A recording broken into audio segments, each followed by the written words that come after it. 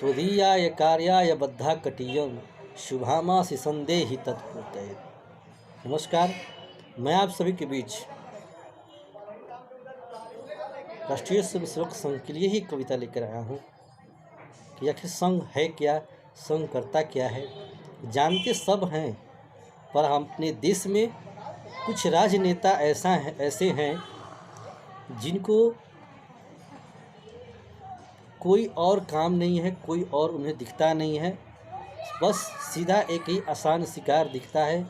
RSS सोते उठते जगते हर काम करते हो रोज़ संघ को 2-4-5 बात सुना ही देते हैं।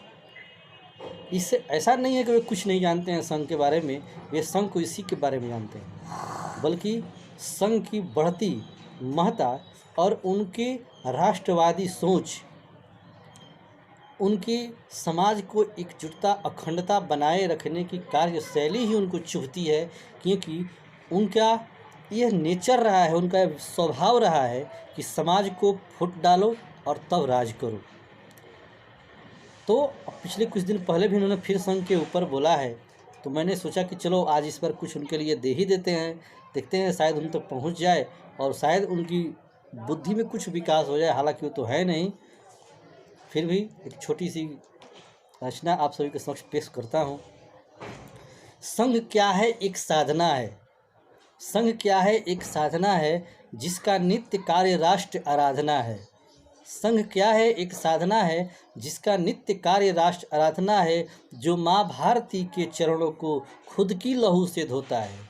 जो माँ भारती के चरणों को खुद की लहू से धोता है, वो निस्वार्थ भाव से सेवा करता स्वयं सेवक ही होता है। जो जाति पंथ के विभिन्न मोतियों को मानवता की एक धागों में पिरोता है, वो राष्ट्रभक्त कोई और नहीं स्वयं सेवक ही होता है। क्योंकि हमारे देश में बहुत सारे संगठन हैं, सामाजिक संगठन, कोई जाति के नाम पर काम करता है, कोई धर्म के नाम पर काम करता है, पर राष्ट्रीय स्वयंसेवक संघ एक ऐसा संगठन है जो निस्वार्थ भाव से राष्ट्र सेवा और समाज सेवा के लिए ही कार्य करता है। फिर भी उन लोगों को संघ से इतना नफरत क्यों है? अगली पंक्तियाँ, संघ से तुझको नफरत क्यों है? संघ से तुझको नफरत क्यों है? राष्ट्रवादियों तुझको अखड़त क्यों है? उनको संघ से भी नफरत है, जो राष्ट्रहित की बात करते हैं उनसे भी नफरत है, उनको अखड़ते रहते हैं। वही है, संघ से तुझको नफरत क्यों है? राष्ट्रवादी तुझको अखड़त क्यों है? वे जनमन गण के सेवक हैं, उनसे दुश्मनी की हसरत क्यों है?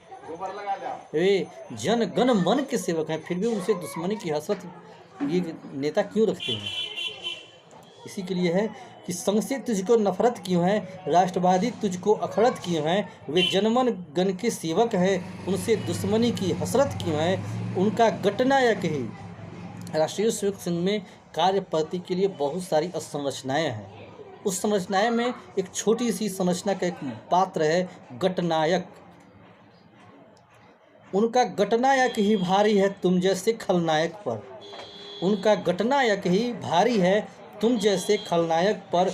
उन वेदों को आंख दिखाते हो चंद कुरान के आयत पर। उनकी संख्या इतनी है कि पूछिए मत। फिर भी चंद मुट्ठी भर लोगों के लिए ये बड़े समाज को गाली देते हैं, बड़े समाज को आंख दिखाते हैं। इस खतरे को भाप नहीं पा रहे हैं या जानबूझ के अपना हाथ जलाने की कोशिश करते हैं। देखिए, उन वेदों को आंख दिखाते हो चंद कुरान की आयत पर। एक पंक्ति है, जाकर पूछो अपने पूर्वजों से। इनके पूर्वज जो संघ को गाली देते हैं, इनके पूर्वजों ने भी कभी न कभी समय समय पर संघ की बढ़ती साख को देखते हुए उन्होंने कई बार प्रतिबंध लगाए, झूठा आरोप लगाए, पर हर बार वे विफल हुए और उन्हें मुंह की खानी पड़ी है। तो उनके लिए एक पंक्ति है, जाकर पूछो अपने पूर्वजों से जिसने भी सर झुकाया है, जाकर पूछो अपने पूर्वजों से जिसने भी सर झुकाया है, बार बार प्रतिबंध लगाकर खाली मुँह ही आया है। हर बार कुशब्द मुँह से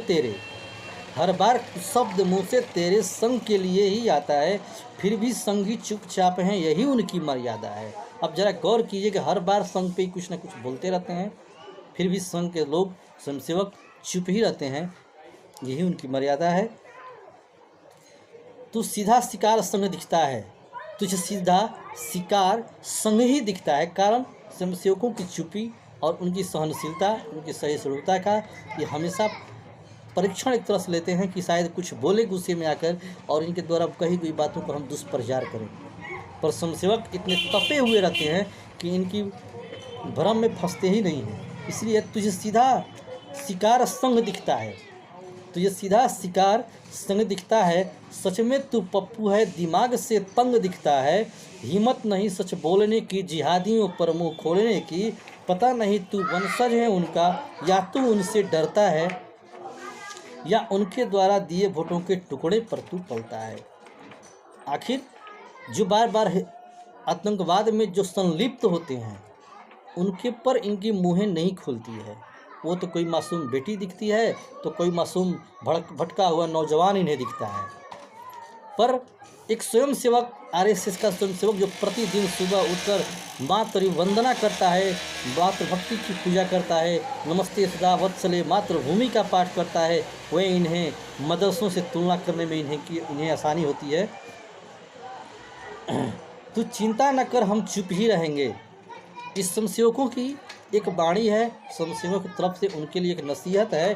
तू चिंता न कर हम चुप ही रहेंगे, तेरे सारे जुर्म सहेंगे, पर एक दिन ऐसा आएगा तू बहुत पछताएगा। कारण कि उन पर भरोसा करना हमेशा के लिए ही घातक सिद्ध हुआ है।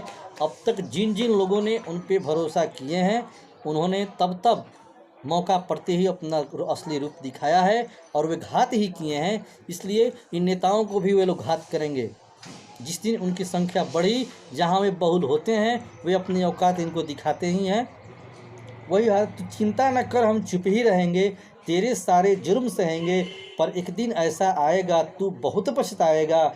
जब हस्ती तुम्हारी मिट रही होगी, जब हस्ती तुम्हारी मिट रही होगी, कश्ती कहीं डूब रही होगी, जब चहु और कोई नज़र न आए, तब स्वयं सेवक ही आएगा। इतना तय है कि एक दिन जब ऐसे नेताओं को जिनको सेक्युलर का कीड़ा काटे हुए हैं, एक दिन जब ये फंसेंगे पूरी तरह से, तब इनको मर्द करने वाला इनका वो अनुयायी नहीं आएगा जिनके ये आरएसएस को गाली देते हैं या सब बोलते हैं। उस समय इन्हें बचाने के लिए हो सके तो स्वयं सेवक ही आएगा। जय हिंद, जय भारत, वंदे मातरम। हमारी ये कविता आपको कैसी लगी अपनी राय सुझाव जरूर दें और हो सके तो जितना ज़्यादा से ज़्यादा शेयर, सब्सक्राइब और लाइक भी करें। धन्यवाद।